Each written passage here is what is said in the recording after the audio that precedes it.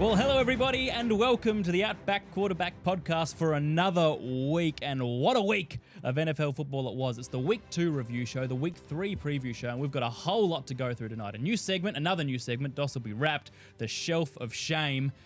Doss's Trivia will make a comeback soon. I've been hassled about that. That'll be back next week, so don't you worry, all you Doss's Trivia fans. Lot to go through. I'm Curt, if you're new. We've got a lot of new listeners and viewers, so welcome. And boys, Hawley, Doss, how you going? Yeah, they're not here.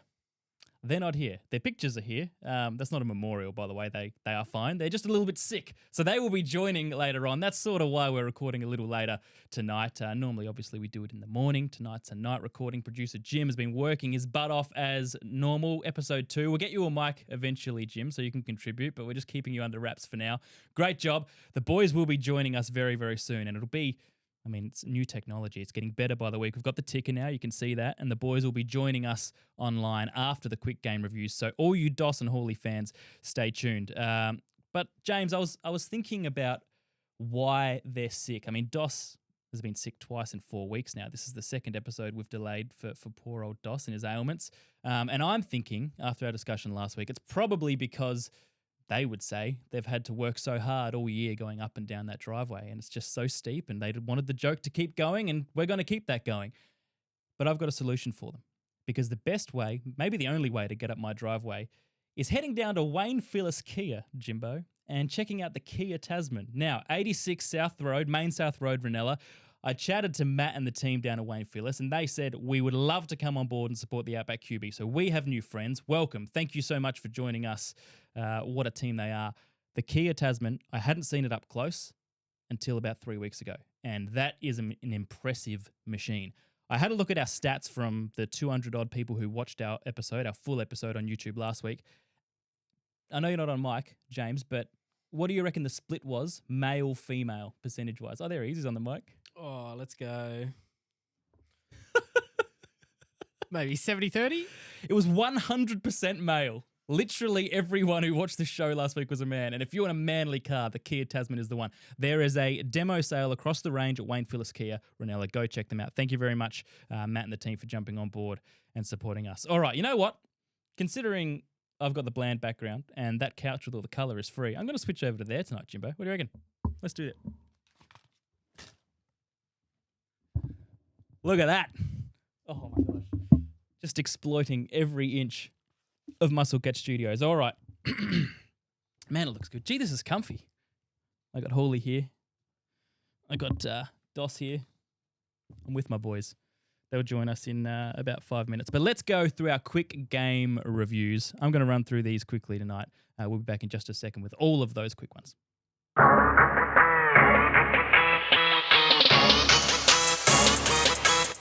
All right, like I said, we've got the Shelf of Shame coming up, but let's get that music going, Jimbo. Now, everybody loved your work last week, but I had Jacob from Melbourne. Jacob from Melbourne got in touch and said, I wanted that game review song a little bit louder because that brings the energy, and I just couldn't hear it enough. So here we go. There we go. All right, how are those levels? Yeah, that's pretty good. Maybe touch quieter. There we go. Commanders 18 at Packers 27. The Commanders 1-1. The Packers 2-0. What have we created here? What have we created? It's a Packers team that looks like the clubhouse leader in the NFC. They well and truly subdued the Commanders' offense. They allowed only 3.5 yards per play, sacking Jaden Daniels 4 times. Micah Parsons hit him 3 times, took advantage of a weak running game which lost Austin Eckler maybe forever with that Achilles. That might be it for poor old Austin.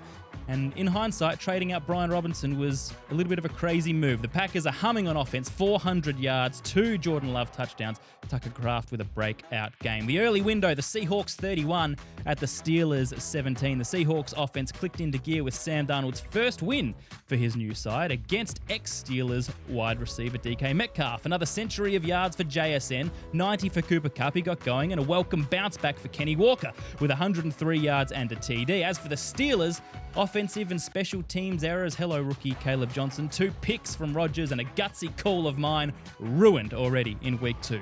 The Rams 33 defeated the Titans 19, Rams 2-0, Titans 0-2. The Titans were leading this one at home as late as 2 minutes left in the third quarter before a run of 3 Rams touchdowns put paid to Tennessee's hopes. The Titans defense was powerless to stop Adams and Nakua, who combined for 252 yards and 2 touchdowns from scrimmage, while the O-line crumbled again for Tennessee. Cam Ward sacked 11 times in his first 2 games. The Bills 30, the Jets 10. They utterly dismantled a pathetic Jets team. They led the Bills 20-0 halfway through the second quarter. That's a huge Buffalo lead, and it was thanks to James Cook. 132 yards, 2 TDs. Josh Allen didn't even need to throw a touchdown today. Justin Fields, 3 of 11, 27 yards, and a concussion. The Jets are all the way back. Patriots 33, Dolphins 27. It started badly for Pat's kicker, the rookie Andy Borogalis. He missed 2 extra points early on and left his roster spot shaky. There was speculation mid-game that he would be cut, but he redeemed himself later on with a 53-yard field goal, a crucial one, with 1:47 to go. And don't let the stats fool you on the Dolphins side. Tua, 26 of 32. Yeah, that sounds good, but he had only 6 incompletions, but 2 of those were huge errors when it mattered. An overthrow to Tyreek Hill and a shocking interception to Mapu from the Pats. With his right tackle Austin Jackson out injured, they lost a game they needed to win, a game which featured back-to-back punt and kickoff return touchdowns. A very tidy day from Drake May, 19 from 32. Well, sort of tidy. 2 touchdowns and a win. Let's keep rolling. The Jags 27, the Bengals 31. Trevor Lawrence, he waved away his coach. Doss had it on our Instagram. He waved away his coach Liam Cohen dismissively before going for it on 4th and 5. He hit Brian Thomas Jr. on the numbers and he dropped the sitter. The second bad drop by a Jags receiver in close succession. Travis Hunter, the rookie, gave away a crucial defensive passing interference late, which put the Bengals in position and ended with a Jake Browning touchdown to take the lead for the first time. Why was Jake Browning playing? Well, we all know by now. Joe Burrow, toe ligament injury, turf toe, surgery, 3 months with no Joe Burrow. But hey, at least they're 2-0. The 49ers 26 beat the Saints 21. For the second week in a row, the Saints were respectable. They were in the contest late, but they came up short.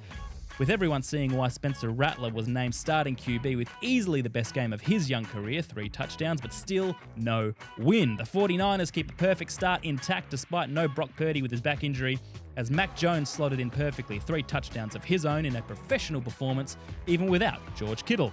The Browns 17 at the Ravens 41. A subdued first half from the Ravens. They only led 10-3 at halftime, and Derrick Henry had just 5 yards from 5 carries. What's going on with the King? Is the decline finally here? I won't say it, but predictably, they got on top. 3 touchdowns in a row in the fourth quarter. Devontae Walker scored 2 touchdowns. He only had 1 reception in his entire rookie year last year. So, the Browns can play anyone into form. Chris Hall, he should be the one on the shelf of shame for this, for saying the Browns were a real chance in this game. The Bears 21, the Lions 52.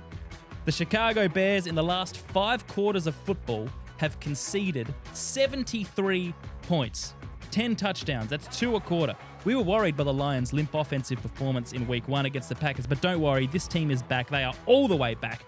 Jared Goff, 5 touchdowns, 3 of those to Amon-Ra St. Brown, who went for over 100, as did Jamison Williams and Jahmyr Gibbs from scrimmage, whilst the defense sacked Caleb Williams 4 times and forced 2 turnovers. Ben Johnson's return to Detroit was an utter embarrassment. Late window games, the Eagles 20 at the Chiefs 17. Is the Chiefs' reign over? Well, it certainly looks like it could be. An uninspiring Super Bowl rematch. The Eagles' passing game didn't get going again. Jalen Hurts just 101 yards, but as he put it so eloquently, they won their effing game. The Chiefs could not conquer them. Mahomes has not been 0-2 since his sophomore year in high school. The Chiefs not since 2014, but Mahomes looked human today. A bad overthrow to Tyquan Thornton, a pick to rookie Zimbabwean-born safety Andrew Makuba from the Eagles, and Kelsey looked human too, although let's be honest, he has for a while. There was a shocking drop from him, resulting in an interception and the ball going a long way the other way, only to be stopped by freak rookie offensive tackle Josh Simmons. But look, the Eagles aren't humming, but they are doing one thing that the Chiefs are not. That's winning games. Sunday Night Football, the Falcons 22, the Vikings 6. The Vikings have played 7 bad offensive quarters out of 8. The difference this week was that there was no late redemption for JJ McCarthy, who has a high ankle sprain and will probably miss week 3. He looked overwhelmed, 11 of 21, 158 yards and 2 picks, whilst the Falcons improved in 2 key areas. They actually ran the ball. And surprise, surprise, Bijan Robinson racked up 143 yards. And number 2, the pass rush, which was the 31st ranked for sacks last year, sacked J.J. McCarthy 6 times. Just a couple to go. MNF, the doubleheader, the Bucks 20, Texans 19. The Bucks, led by the ever gutsy Baker Mayfield, take a courageous win to go 2-0 for the 5th year in a row. Did Joe Buck mention that today? Maybe once or twice. Not only did Baker get it done, he got the first down on 4th and 10 to keep the game alive. A shocking missed tackle from the Texans. And their concerns, Houston, continue with a glaring lack of a run game, unable to compensate for the struggling CJ Stroud, under pressure again, with the Texans' defense unable to get the ball back from the Bucks all night. A tight finish, a huge win for Tampa Bay on the road to keep their perfect start intact. Finally, the Chargers 20 made light work of the Raiders 9. And let's be honest, the Raiders looked how we expected them to. Round 1 was the anomaly. This is what we thought would happen. No shots fired on offense. In fact, 3 interceptions from Geno, including his first throw of the night, whilst the Chargers suffocated them with relentless defense and another solid Justin Herbert night. This one felt inevitable as the Chargers surged clear on the top of the AFC West. Whoa, that was a lot of talking. The boys are going to join us after the break. And of course, we're going to go into 3 deep dive games later on. So if we haven't mentioned your team yet, don't worry, we will get there. Before that, though, a very quick message from, me. I'm going to tell you about Hot Takes Live. That's an event coming right up. Just a little break in the Outback QB proceedings to tell you about Hot Takes Live, the brand new event from Musclecat Media. Saturday, November 1st, completely free, the Suburban Brew, Goodwood, hosted by myself. The concept is simple. Everybody who watches this show loves sport, everybody who loves sport has an opinion, and everyone thinks their opinion is valid. Well, this is your chance to prove that yours is the best. You can get up on stage, you get 60 seconds, tell everyone your sporting hot take. The twist is that the audience gets to judge you. Good take, bad take. Why would you get up on stage? Well, there's 3 reasons. First, you can tell everybody all the stuff you know and how good your opinions are. Second, you'll get a free beer from the Suburban Brew. They just pour you a beer for getting up. How good's that? And third is you could win. The highest approval rating from the audience is crowned the winner and will take home an array of prizes from our partners. Hot Takes Live. Make sure you follow our Instagram. Click the link on our Insta. Get your free ticket. You have to register it because it's starting to fill up already. This marketing campaign's very new and we're already filling up the event.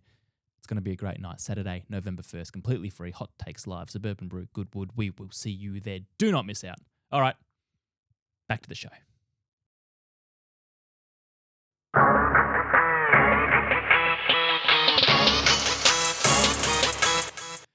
All right, brand new segment. Here I am behind the couch. Now, we don't just have to put up with the pictures of the boys. We got Doss there. We got Hawley. The real thing's going to join us. Jimbo's going to get them up on the screen, on the split screen, the ESPN-style split screen. Can you still see me with those lights? Hey, there we are. They're the boys. Hawley, Doss on the line. How we feeling, fellas? Not bad, mate. Fully fit now. Yeah, fully fit. Doss, now you're sounding a little worse for wear. We did a test earlier and it didn't sound fantastic. Can you speak?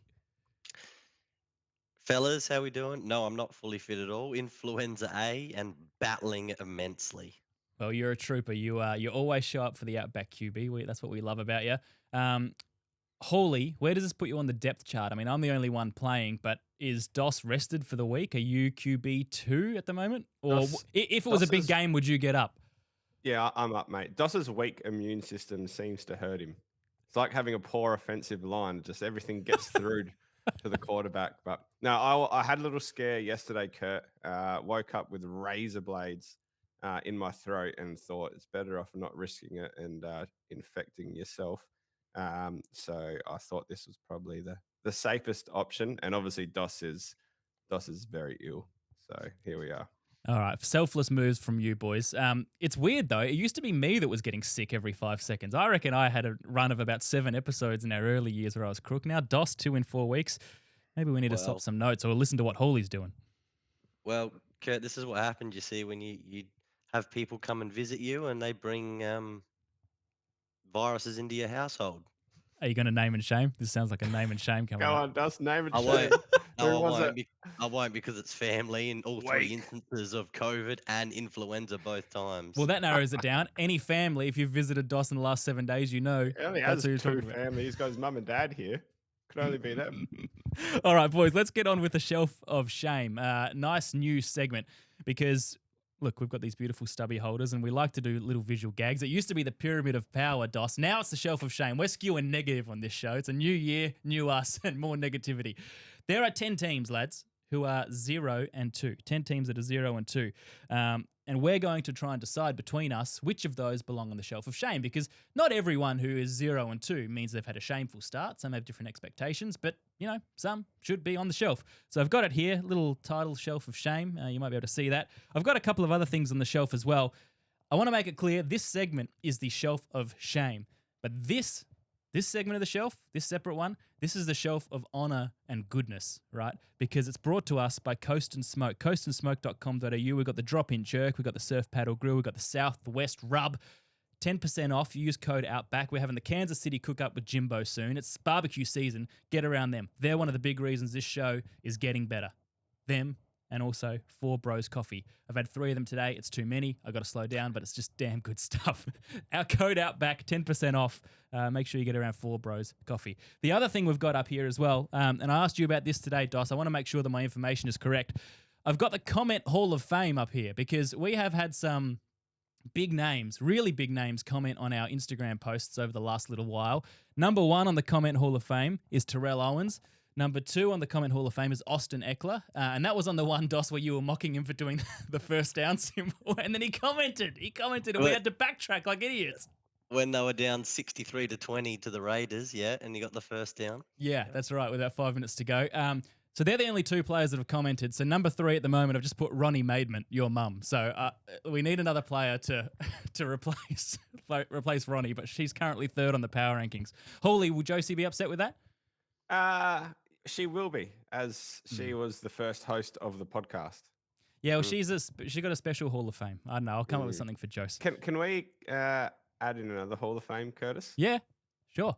Outback quarterback hosts being recognised in public as an Outback quarterback host. Yes. Because it happened. Goodness me. How did you forget about it? How did we not bring that up straight away on the podcast? Yeah, sorry, man. It's been a big day. Please, regale us with your tale. You're at the footy, right? I was at the footy. Yeah, Whitey and I are at the footy sinking a couple of beers, which could be why I was feeling a little bit sick on Monday. Right. I knew it. Possibly. But that was Friday night. Hey, you were at the footy Friday night as well. Yeah, I was going to say, on Monday. Like yeah, 2 days well, later. I ended up working on Sunday, so I might have exhausted myself. However, it's not important. We're standing at the glass in the gear room, and this guy came up to me and said, "Excuse me, mate, are you Hawley from the Outback quarterback?" And obviously, I am. And he called me QB3, which is offensive to begin with. That's but great. then, yeah, his name was Adam Abelay, Dos. Oh, yeah. Adam Abelay, yep. Abelay, big Green Bay Packers fan. And Whitey and I actually sat there and watched the entire game with him and his mate. And I've got his phone number, and I need to message him because we're going to go for a hit of golf very soon. What a man of the people. Incredible. There you go. Incredible. Dos won. Hawley won. Curtis, just waiting. Yeah. I don't really like being recognized in public with my other job. It's normally good if I don't get recognized. So I'm happy to be on a 0 there. Producer Jim will get recognized before me. He made a debut on our Instagram today. All right. That's a great story, Hawley. Congratulations. You're on the board. We'll put that up. Let's get into the shelf of shame. Shelf of shame. Now, there's 10 teams, like I said, 0 and 2. I want to start with an easy one. We need a majority. We've got the Chicago Bears. They capitulated against the Vikings in the last quarter last week, in week 1, and they were pathetic, as I said, against the Lions. Ben Johnson was embarrassed on his return. They talk tough. They never do anything. Boys, is there any objection to putting the Chicago Bears as the first entrant on the 2025 shelf of shame? Nah, not for me, mate. They got absolutely blown out on the weekend. Get them up there. Dos, you happy with that? I'm fine for the Bears to go on there. How many teams what's the space availability on the shelf? Oh, I'm not going to put a limit on it. I reckon it's whatever we vote. We've got just okay. got to keep the integrity. All right. Whatever happens, happens. The Jets. Now they were close. Week 1 was a good effort. Yeah, Was it? well, they were close. 34-32 loss to the Steelers was respectable. There was some positivity, perhaps. But then, they're pathetic against the Bills. Justin Fields looked concussed even before he got concussed. And now they've got Tyrod Taylor back. We're seriously back with the Jets and Tyrod Taylor. So what are we doing here, Dos? Defensively, they've done nothing for 2 weeks. Get them up there. Yeah, I think so too. I'm sick of making excuses for them. just because I like their uniform. The Dolphins smashed by the. Get them up there. Don't even need to worry about it. Just get them up there. Well, they got close suck. with the Pats, right? They suck, man. Okay, shelf of shame. I had high hopes for the Dolphins this year.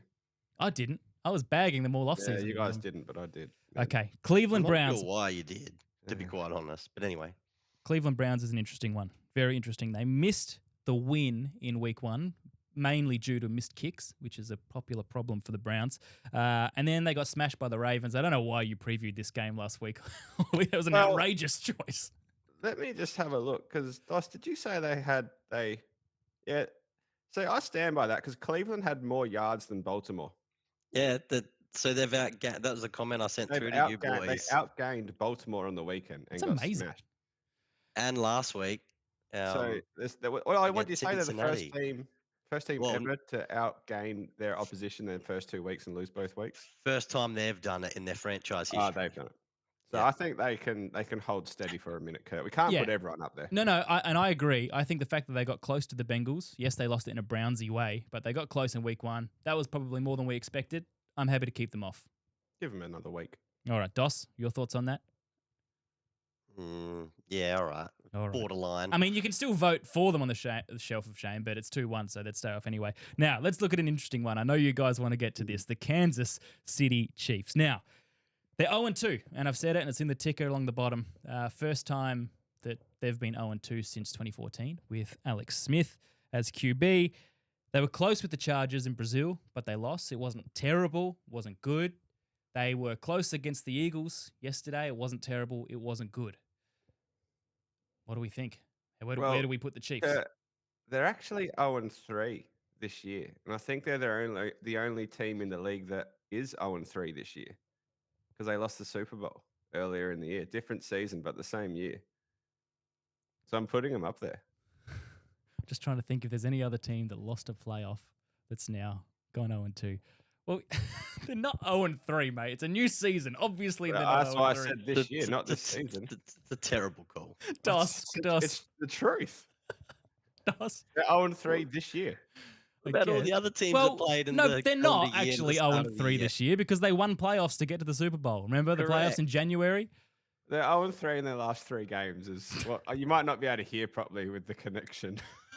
Mate, this is the strongest the connection's ever been in Musclecat. We've got the most powerful Ethernet cable this side of the border. All right. Let's work on this season then. You needed to be specific when you announce the Hall of Shame rules. Shelf of Shame. Come on, mate. Shelf get the of Shame segment right. rules. There we go. I'll defer to Dos. What do you think? I'm open to be swayed either way here. Not yet. Not yet? No. Okay. 2 teams they've lost to will be playoff teams. Houston Texans, easily beaten by the Rams and a close loss today to the Bucks. What do you think? The Rams the Rams are just always expected to be a good team. The Bucks today was a genuine 50-50. I think it's worrying, but it's not Texans shameful. should have won. They should have. I don't think they were. Baker's so good. Yeah, so they shouldn't have won. Their quarterback wasn't as good as Baker, was he? All right, no, Texans aren't on. Let's keep going. The Tennessee Titans, they've had 2 honourable games. We didn't expect them to win hardly any this year. I think we can say they've been okay. They've been probably as good as we thought they would be, right? They've been as bad as we thought they'd be, yeah. That's another way to spin it. I don't think it's shame-worthy yet, is it? Rookie QB. Well, if you're going to put it that way, then no, because they're led by a rookie, so you're going to judge them differently. New York Giants. Now, this is a weird one. They were bad against the Commanders. They were just as bad as they have been in the past few years. And then they bowled out against the Cowboys in an overtime thriller that we'll talk about very soon. But they still lost. They still lost, and they still made their errors at the time when they couldn't make those errors. So, Dos, where are the Giants at? Has this been a shameful start for the New York Giants? Or, I don't know. I was so big on them, on their defense, and they conceded 40 to the Cowboys. Defensively, yes, it's been pretty shameful. It's been horrendous. Secondary is terrible. I don't mind if they're on there. I can see the reason of not having them on there if you want to look at the offensive side of things. Now, I'm fine with keeping them off for this week. I reckon put them on. It's time to start winning. I think if you're going to have the Jets on there, then you have to have the Giants. I agree. Go on, the Giants put them on. have done exactly what the Jets have done this year, except week 1 and 2 have been reversed. And sorry, Big Red, one of our biggest New York Giants fans, because he wrote in today saying he's also sick, like our esteemed hosts. So not only is he sick, his beloved Giants still don't win, and now they're on the shelf of shame. 2 teams to go. The Carolina Panthers, boys. What are we getting from these guys? We were so disappointed week 1 against Jacksonville, and then we were encouraged. We were encouraged against the Cardinals. Well, not for the first 3 quarters, but in the last quarter, and then they still didn't get it done. So, I don't know, Hawley, these are your boys. What do you think? They have to be on the shelf of shame, unfortunately. Yep. Very somber delivery. Well, like you said, we expected more. I think we're going to review this game, aren't we? But the first 10 minutes was horrible. They couldn't finish the game off with a game-winning drive. In between, that wasn't too bad, but they still lost. Yeah, they haven't did. improved. DOS, Panthers. Put them on. Shelf of shame. All right. Last one is the New Orleans Saints. And I was so off this team in the offseason. And yes, they're 0-2, but I will not hear of them being put on the shelf of shame yet because they've been respectable. They've been at least respectable. Spencer Rattler played the best game of his career on the weekend. Yes, they didn't get it done. But I tell you what, there are some glimmers of hope there with Spencer. I'm just saying. Dos, you don't seem to agree. Stifling a cough. Yeah, sorry. I will be going on mute quite a lot while I cough. So You did it don't hear masterfully. that into the microphone. No, I want them on there. You want them on there? Yeah. Why? Am I being too lenient? I think so. I think so too. If you're going to have the Giants on there, just put up like 500 yards. Oh, that's true. You can't not have Spencer Rattler-led Saints on there, Curtis. That's true. I guess the teams are coming from different bases, right? Like the Saints are coming from. What did we say their over-under was for wins? 1.5? Not really. 2.5, I think it was. Saints and we still went under. Saints is 4.5. Giants are only like 5.5. I'm pretty sure. All right. Like well, we'll revisit this in a couple of weeks. It's a strong start. And, I mean, we're pulling no punches. Shelf of shame. Look at that camera angle. I like that. Oh, nice. Saints, Giants, Panthers, Dolphins, Jets, Bears, shelf of shame. We'll be back in just a second with our deeper game reviews. Producer Jim just delivering scene after scene.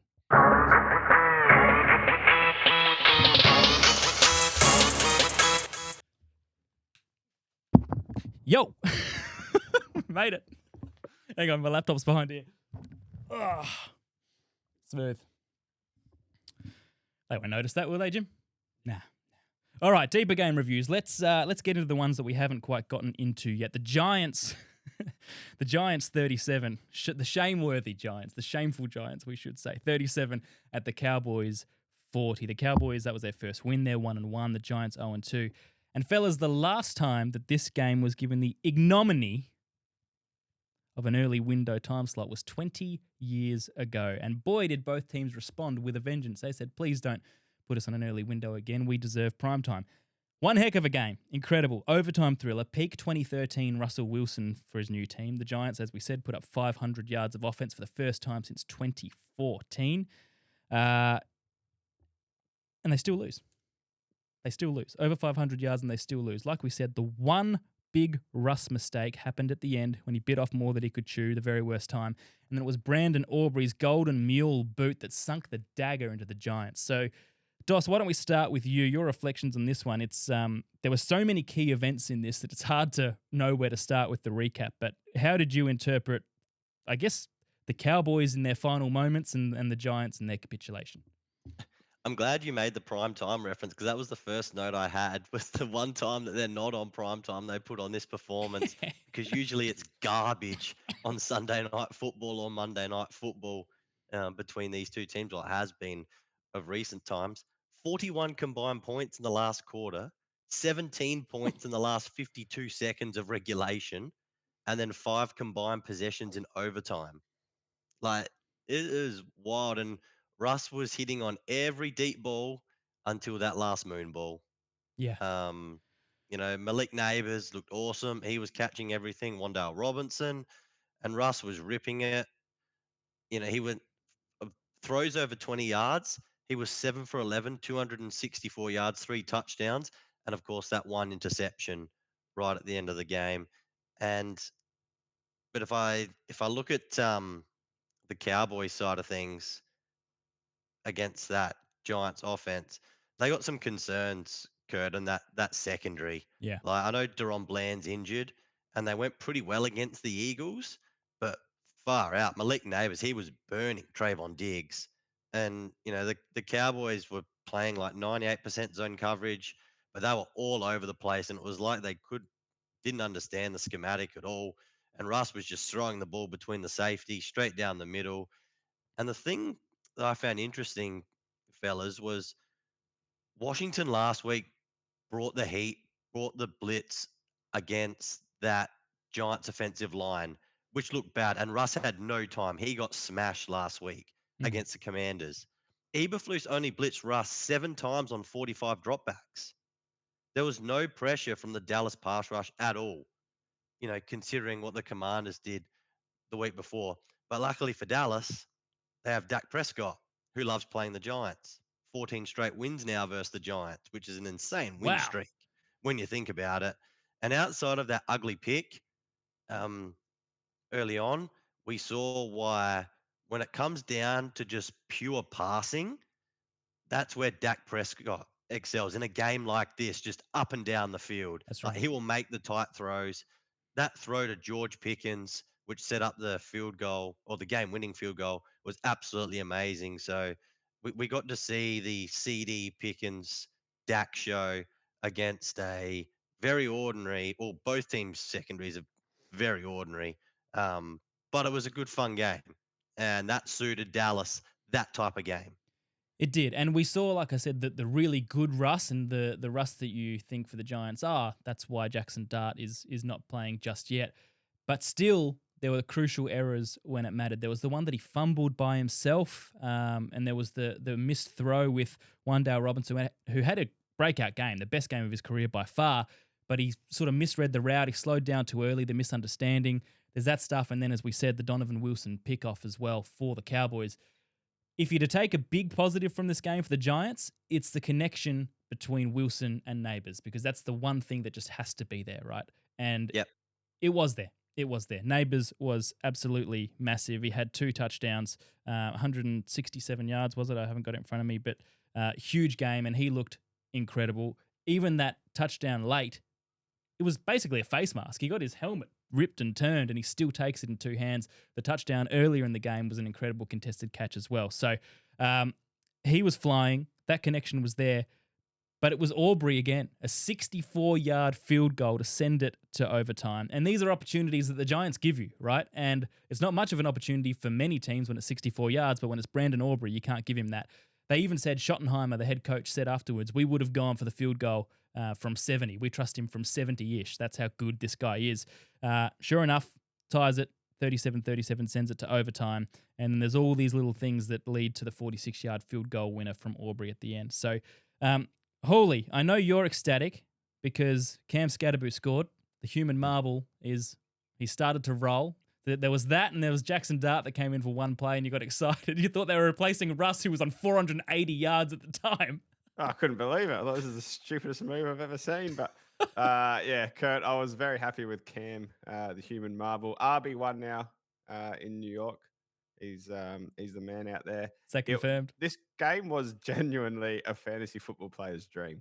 There were 4 players over 100 yards, 7 different touchdown scorers, 800 yards of catchable offense, 7 of 7 field goals with obviously the 64-yarder, which is worth a bucket load of points in fantasy football. It was just it was a fun game for someone like me who loves offense. Doss didn't enjoy it as much, being a defensive lover, but this is something I absolutely loved this game, and I loved it because Russ 30 of 41 for 450 and 3 TDs. Now I know you talk about a couple little errors that he made here and there, but if your quarterback's putting up 450 yards and 3 TDs, you can generally allow for a couple of errors because you'd imagine that your defense can hold the opposition to below 30 points once every now and then. But how in saying that, I think the Cowboy offense is actually looking okay this year. I know week 1 they were driving the ball really well before the Lightning hit. Once they came out after the Lightning, CD's hands turned to bricks, couldn't catch anything. If that wasn't the case, then that offense is still firing, and they were even a chance to win week 1 if CD took a couple of grabs late, which usually he would. And now week 2, they've put up 400 yards of offense. So that Cowboy offense is moving. the defense just needs to keep up if they want to have a little crack at playoffs this year. All right, let's move on to our second of three deeper games. The Broncos 28 lost in Indianapolis to the Colts 29. The Colts are 2-0, the Broncos 1-1. And we know the storyline, or one of the storylines out of this, is the Broncos fans very disappointed with the leverage penalty, which brought the Colts kicker Spencer Schrader in from 60 yards, which he missed, into 45 yards, which he converted for the win. But the story, it continues from week one. Daniel Jones is legitimately cooking, boys. I can scarcely believe it. My question to you, Dos, is are the Colts a thing? They are at the moment, fellas, because you're the first team in Super Bowl era to have no punts through the first 2 weeks of a season. You know, Still haven't punted. no, their punter's just sitting on the sidelines. He does his warm up. I need to actually check who their punter is. We said the sacked coach was the easiest job in sport, Hawley. Turns out the Indianapolis punter is. Is it still Getting Pat paid away. McAfee? You hope he's not getting paid per punt. I'm going to look up his name. Yeah, they beat the brakes off, a Dolphins team that looked completely disinterested in week one. But this was their chance to prove that wasn't a fluke, right? This was, the Broncos weren't that impressive against the Titans at home last week. Daniel Jones under pressure in this game was sensational because this is a Broncos defense that many, including us, think is a top five defense. And I think by the time the season ends, the metrics will say that. They pressured Daniel Jones on 45% of his dropbacks. That was the third highest pressure rate for a starting quarterback in week 2. The Colts offensive line is pretty good, and this was always going to be a challenge. I know they've got some new guys there, but those guys did play last year when Kelly and Fries didn't play. But Daniel Jones just handled the game, the situation, with an exceptional level of professionalism. And he did put the ball at risk a couple of times, but that Colts O-line, fellas, they began to take over in the second half, particularly in the run game. The lanes that they were creating with their blocking, particularly on the right-hand side, was so good to see. And Jonathan Taylor took full advantage of it. This is getting back to 2021 Jonathan Taylor now. And watching him just get out into open space and just burn defenders, burn the secondary is fantastic to watch. It's exciting to see. And the pass catching group, because Indianapolis is a small market and there's no true superstar pass catcher. I mean, Tyler Warren could be. He's looked really good the first couple of weeks. He's looked awesome. But Michael Pittman Jr., Alec Pierce, Josh Downs, these guys get overlooked because it's not a sexy market. It is not a major market, right? But they're all consistent and they all play a role. And it is working for Shane Steichen and Daniel Jones at the moment on offense. And that's all you can ask for. And I thought the defense did a great job as well, shutting down the Denver pass game. And Bo Nix, once again, didn't look great. I'd tell you one thing that certainly went the Colts' way, other than the leverage penalty, which can be debated till we're blue in the face. The miss from Will Lutz, the Broncos kicker, when the score was 26-28, the Broncos were leading. I have never seen a gridiron ball deviate like that before. That was extraordinary. It looked on its path, and then it took a 45-degree angle turn, it felt like. Of course, that doinks the uprights, misses, and 2 minutes 30, the Colts get the ball back, and the rest is history. Couple of clarifications from before. I mistakenly referred to Pat McAfee in my excitement as a punter. Of course, he was a kicker. Rigoberto Sanchez is the man for the Colts. He is the punter. The reason we don't know Rigoberto's incredible name is because he's not doing anything this season. Long may your rest continue, Rigoberto Sanchez. What a guy. All right, let's move on to the final game of the week for us. The Panthers 22, the Cardinals 27. The Cardinals are 2-0.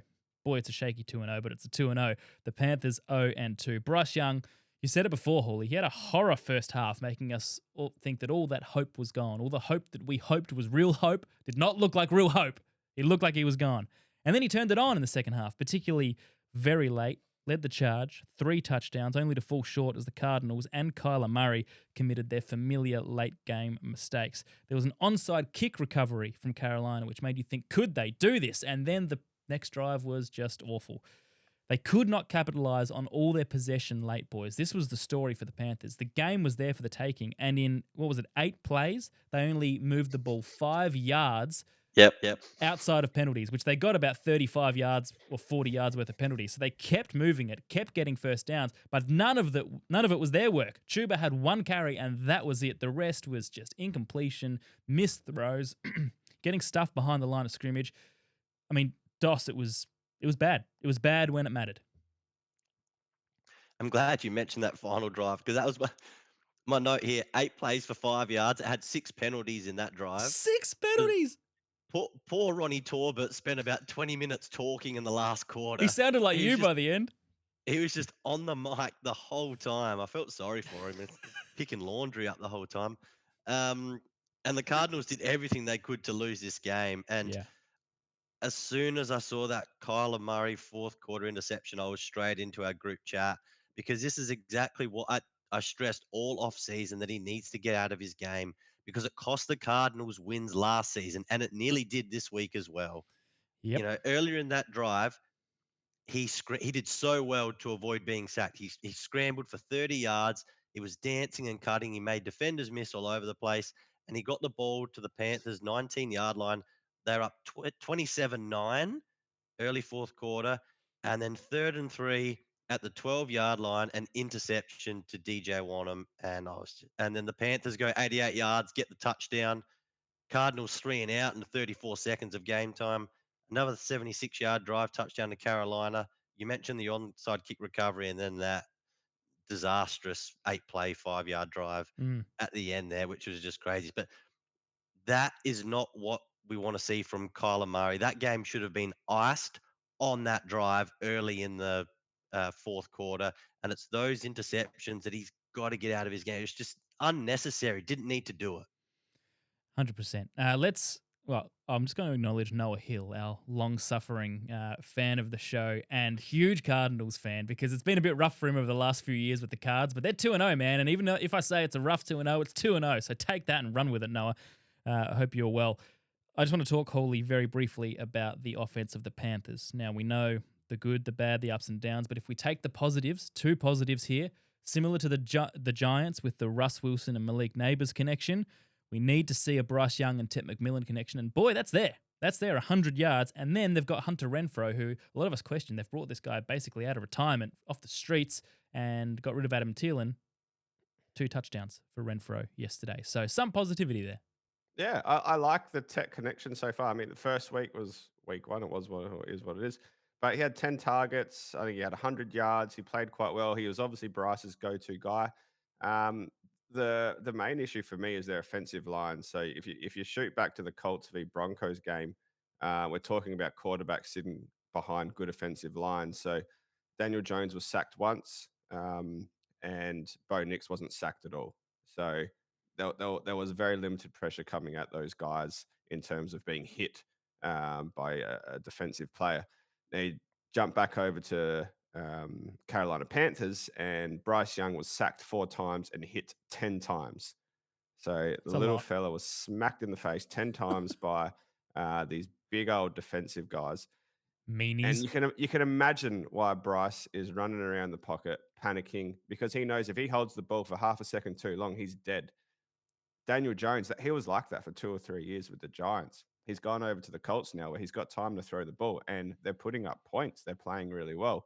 Bryce needs some protection. If he's got protection, then he's got the guys like little Chuba. He had a really good year last year and he can be a very good running back. We've seen that last year.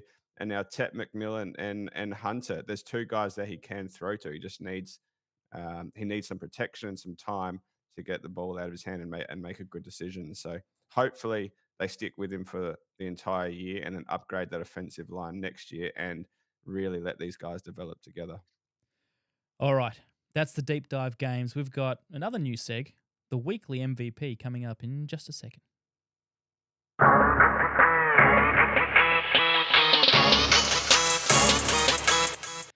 We're getting more creative with our graphics. I like that one with the little crown on there and the shelf of shame earlier. Good job over there, Jimbo. All right.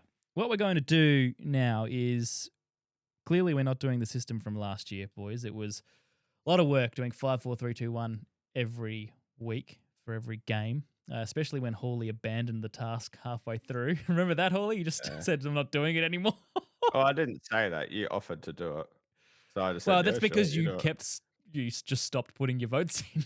I got it done each week. It was just late. That's right. No, you did well. But we're keeping it. Well at all. Come on. We're keeping it simple and just picking one player each from the offense, one player each from the defense. So, Jimbo, I think I've got these in the right order. I'll start with my defensive player, and that is Calais Campbell from Arizona, the defensive tackle. Now, what a man. 5 tackles. You can see it on the screen there. 5 tackles, 2 sacks, including the game winner, and he's 39 years old, boys.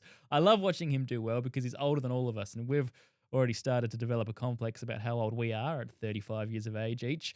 But it's good to see guys that are older than us still doing stuff on a football field. So Calais Campbell, for that game-winning sack and his rejuvenation at the age of 39, is my defensive player of the week. Do you like that one, Dos? You're a big Calais fan?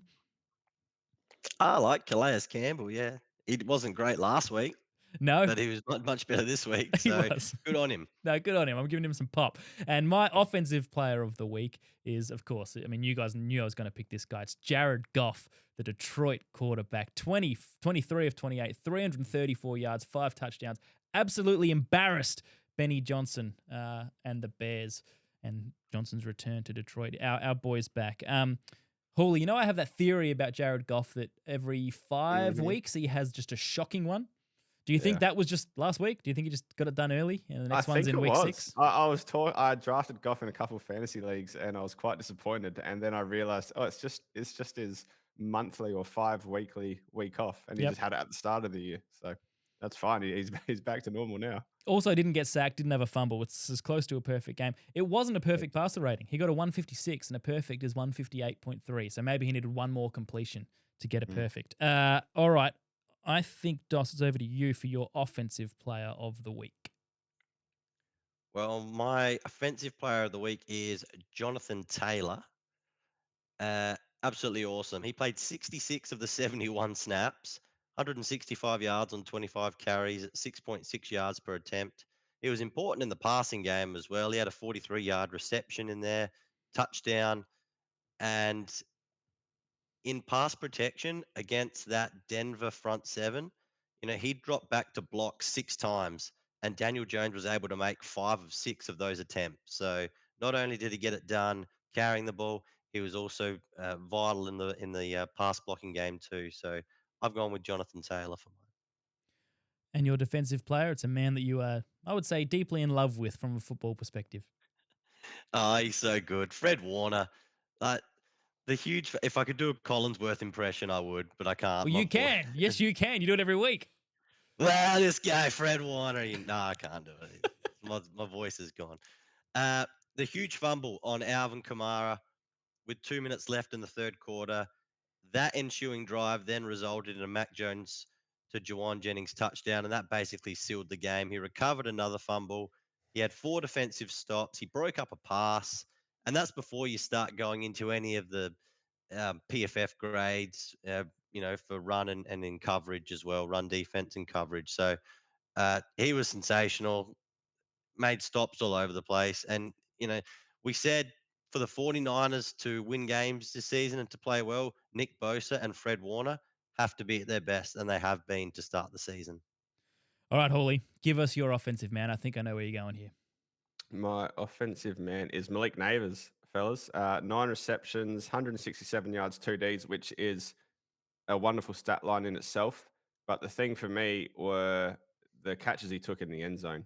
Like you said, Curt, one of them, I think he was getting his head ripped off. He's catching him over his head. He's diving around. Not many guys can make those catches, and he made them in, under the highest amount of pressure. So I thought he was awesome on the weekend, and could possibly be saving Russell Wilson's career at the moment. Do you like the picture of you that I've put there to make it look like Love your buddies? because it makes it look like we're mates. I wish it would be nice if he was looking at me. But I'll flip it next time. Well, I'm not sure Yeah. if the next guy's looking at you, your defensive player of the week. Roquan Smith. He was a beast. He's looking away as well, but he's laughing at least. Look at him. He's laughing. They think I'm hilarious. He had 15 tackles, which was more than or doubled anyone else on his team and almost anyone else in the opposition. 3 tackles for loss. He obviously had that fumble recovery TD. He was probably the sole reason the Browns didn't quite get up as I had predicted. Yeah, so close. It's the sole reason. Yeah, 24-point difference. Dos, I do want to raise one question with you. Did you consider a couple of other guys? I know JT had a huge game, didn't score though. But on the offensive side, Jamar Chase had 14 receptions, 165 yards and TD, and Amon-Ra St. Brown 115 yards and 3 touchdowns. Did you think about those guys? Jonathan Taylor had a touchdown. What are you talking about? Did he? He had 190 odd yards total from scrimmage. And Receiving touchdown. My stand corrected. You are See, infallible, man. Dos. Infallible. I'll never question you again. All right, we've got the week 3 preview coming up. That was the weekly MVP. We'll be back in about, 4.5 seconds.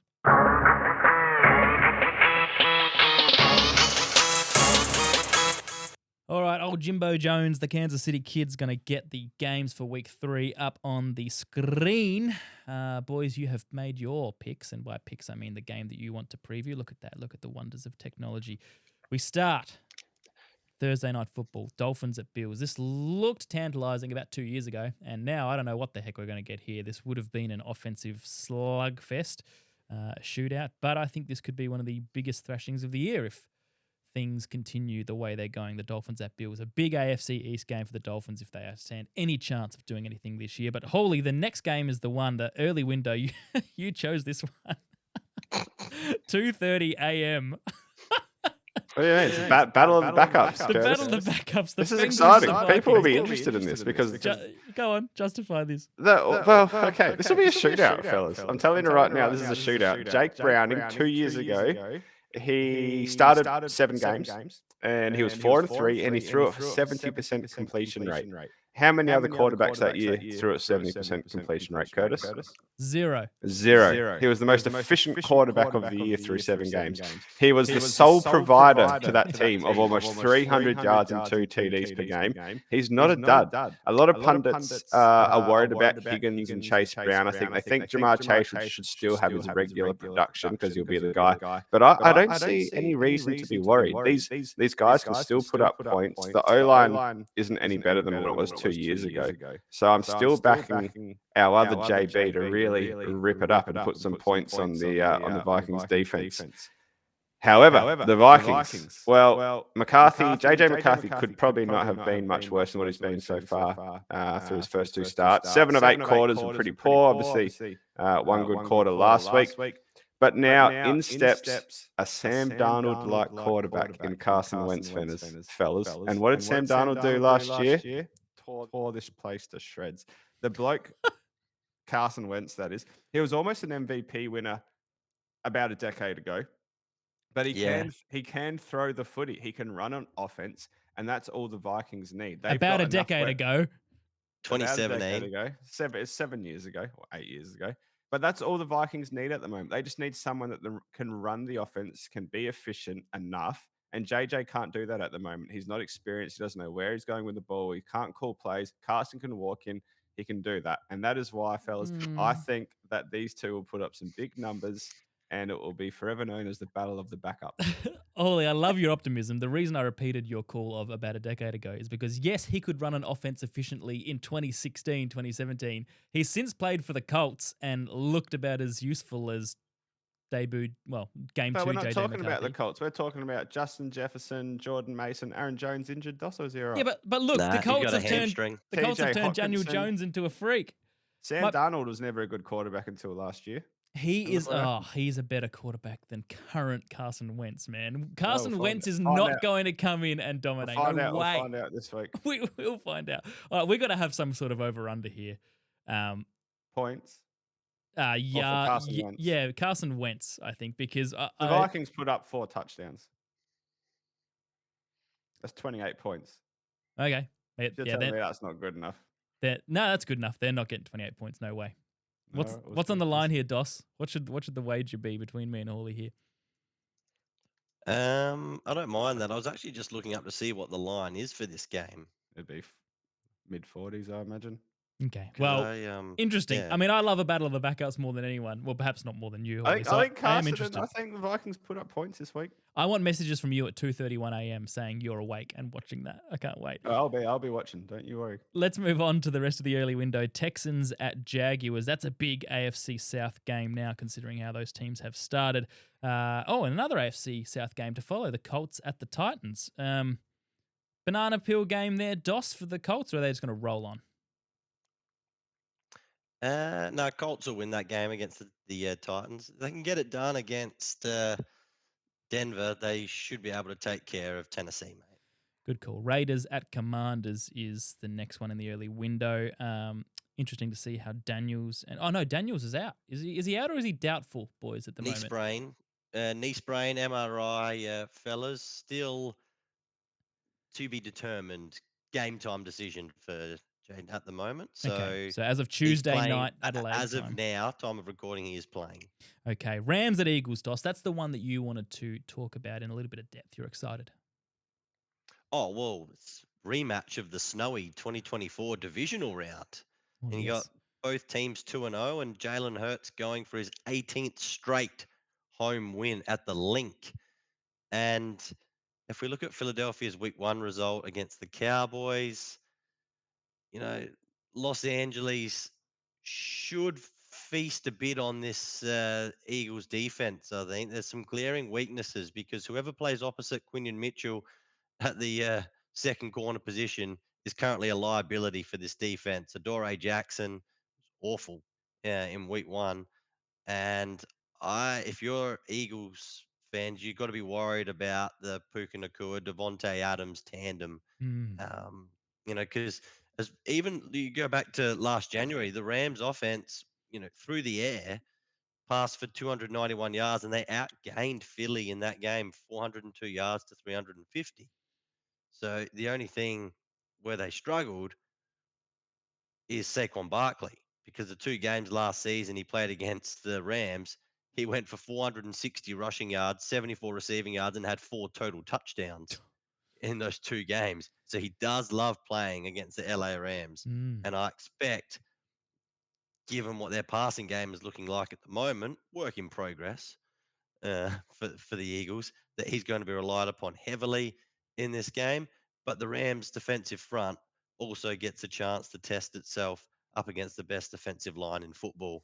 And this is a Rams defense that has already generated 8 sacks through the first 2 weeks of the season, fellas. That's second in the league currently. So they've done what they've had to the first couple of weeks, but now we get to see battle of 2 undefeated teams and 2 teams that we believe will certainly I think the 3 of us picked to win their respective divisions.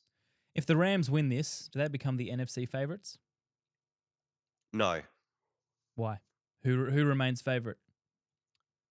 I think Green Bay are still favorite. Yeah, forgot about those guys. Good answer. Falcons at Panthers, NFC South. Now that's a huge game. Bryce Young, Michael Penix, massive consequences there. You'd think the Falcons would get it done, but this is an interesting divisional matchup. The Steelers at the Pats play. That's also the early window, as is Packers at Browns. Should be an easy win for Micah Parsons and the boys, you would think. Just tormenting an old man in Joe Flacco. Jets at Buccaneers is the final early window game. Will the Jets improve in any way? Is Fields out with concussion? Is Taylor the quarterback? I don't know. Surely Baker and co take care of them. Then the late window. Kurt, can I just jump in? Yeah, man. And if you guys haven't seen it yet, go and watch the final Tampa drive. Watch Baker Mayfield scramble, get hit, look like he's down. He looks like he's hurt. Looks like looks like a corky Hawley or something. He looks like he goes down. He's sort of grabbing his thigh, and Chauncey Gardner-Johnson comes up and stands over him, and Baker just hops to his feet and starts trash talking straight away and getting right up into his grill, and then went straight back to the snap and finished off the rest of the drive. I just thought it was awesome. I just love him. CJGJ, so one of good. the all-time unwarranted yappers of the NFL. Yeah. Broncos at Chargers, huge AFC West game. The Broncos, they need to get going, man. They need to get going. The Chargers are 2-0. They're looking really good. Herbert's looking really good. This is almost a make or break game for the Broncos at this early stage of the season. If they slip up here and go, Oh, nah. That's a little early, I think, Curt. hey, hang on, are they 1-1 or 0-2? 1-1. Oh yeah, they won beat last Tennessee. week. Oh yeah, I think you're going a that's little right. early. That's right. on No. the- Sorry, I forgot. I thought they lost week 1. I take it all back. They should have. They could have. Yeah, they should have. That's right. Maybe that's what was in my Tennessee mind. Should have won that game. Yeah, true. Who have If the not for Broncos Brian got? Callahan's play calling. Who have the Broncos got next week? Out of curiosity, they got the Bengals the week after, although Jake Browning. Okay, interesting. Then they've got the Lions. Okay. Oh no, not the Lions. They've got the Eagles. So it's not an easy run for the Broncos. They want to start getting going. Is my point. Let's have a look at the Saints and the Seahawks. Oh, do the Seahawks keep getting a bit of momentum there with Sammy Darnold? You'd think so. The last couple of late window games, the Cowboys at the Bears and the Cardinals at the 49ers. Finally, Sunday Night Football is a sneaky big game. The Chiefs at the Giants, both without a win. The Chiefs, holy. They couldn't lose this, could they, to Russell Wilson and the Giants? You'd hope not, but bloody hell, fellas! If the Giants beat the Chiefs, I'll be a happy man. I don't care what happens in the Cincinnati Vikings game. That could be a 3-3 tie for all I care about. But this game here, If the Giants beat the Chiefs, I'm knocking every one of those teams off the shelf of shame and just It's sticking only the the Chiefs. Chiefs. I'm nailing the Chiefs to the shelf of shame. And finally, what a massive game. Monday Night Football. The Lions at the Ravens. Two of the offenses that just speak to us the most. We were worried about the Lions week 1. We didn't need to be because they're back. We know what the Ravens can do. We know how good Lamar is. We know, I mean, the King, Derrick Henry, had an off week. But if both of these offenses are doing what they can and these defenses play along and don't do anything, which would be great, this could be 50 all, holy. Who the heck knows what's going to happen here on Monday Night Football? Yeah, holy. oh, sorry, some weird noise some music was playing in my headphones. I thought it was you guys. Did you No. get music there, Dos? No, I didn't. Must be one of those many tabs you have open during the show there, Chris. I was actually, yeah, I'm looking for my joke tab. So, are we ready for the joke? Are we? Yeah, sure, fine. Okay. Hang on. Let me just check my notes. Yes. Go. Okay, fellas. What do you say to a cow that gets in your way? Move. Okay. Boo. good one. Okay, I have got a couple of backups. Knew that one was no good. He had backups Yeah. planned. I found a better one earlier. Oh, what did the cake say to the fork? You want a piece of me? Come on, that's all right. That one's all right. It's not as good as Velcro's. No, it's not as good as Velcro's. I might pull that one out at the end of the year again. so you can remember it. You've regressed. I think the can't cake believe you was- abandoned the cake wasn't good. Lions Ravens preview for those. Oh, did you ask me about the preview then? Yes, I did. Yeah. Oh, I couldn't hear you because there was music. I thought you were looking at me for the joke of the week. Well, look, There Lions was some- Ravens there was should be some good. laughing and something coming through my headphones. I thought it was you guys because I didn't have any other tabs open. All right, And, then it was all silent. You guys were just staring at me, which happens a lot. And then I have to just make something up. But I had no idea what you were talking about this time. You wouldn't have to make stuff up all the time if you wrote a bit down, mate. Well, I didn't write anything on this game because you said to I know. preview one game, didn't you, Curt? All right, let's move on. What a disastrous end to an otherwise great show. Look, if you are listening, if you're a loyal listener and you haven't ventured over to our YouTube yet, it's well worth it. It's well worth it. Producer Jim's put together a great production here. I'm sure Hawley and Dos, you boys are enjoying the new graphics and the ticker and the production quality. I certainly am. It's been exciting to watch. I'm proud of this show. I'm really proud of it. I've always have been, but even more so lately. So please check it out on YouTube, Outback QB Podcast. Head along there and see all of this other stuff, the visual stuff, the shelf of shame, and there's plenty of fun going on. Subscribe if you haven't already.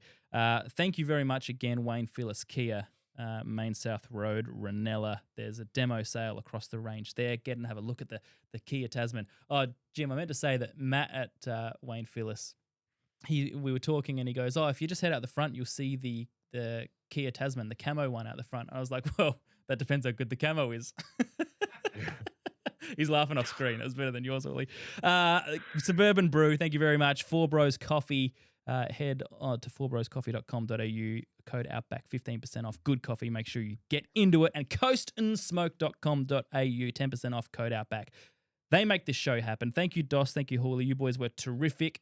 Thank you very much, everyone, for your patience. Next week, Dos's Trivia. The boys are back in the studio. We'll see you all then.